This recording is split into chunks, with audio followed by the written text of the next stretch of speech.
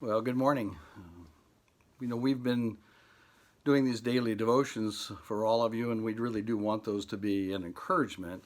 And I do want to be an encouragement today, but at the same time, I want to talk about something it's just a lot harder.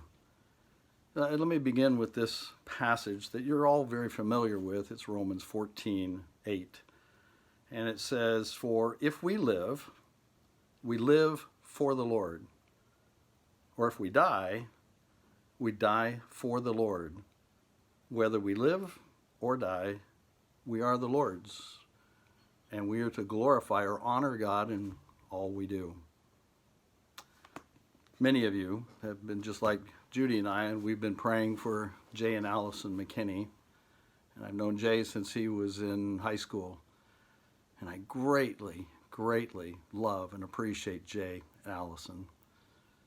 It's tough. It's very hard watching them go through what they go through. But if you've been watching the videos, and he's just done such a great job of allowing us to walk through this with him. If you've been watching those videos, if you don't see Jesus, you haven't been paying attention. God's heart is so evident there. You see, because Jay is living out what he's always said he believes at the core of his being. My oldest daughter, Renee, her mother-in-law, here just this last year, she battled cancer and she didn't last very long, and I ended up doing the message at her service. But just before, a couple of weeks before she passed away, Judy and I went and met with them, and Debbie sitting there on the couch, she was just beaming. And what she said was, God has been so good to me. Not that life has been easy, but God has been so good. And before I had cancer, God was good. And now I have cancer, and God is good.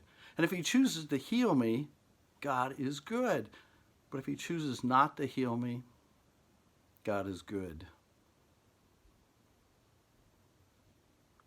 Jay would say the same thing.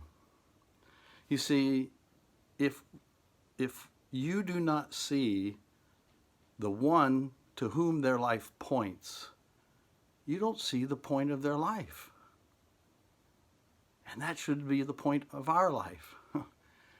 You see, first, I have to, at the core of my being, cultivate and become who Christ wants me to be, and that changes everything. It changes the way I see everything, but it changes the way I respond to everything. So for Jay and Allison, it is not easy by any means, but in the midst of that, you see a joy and a purpose that deeply impacts all those around them.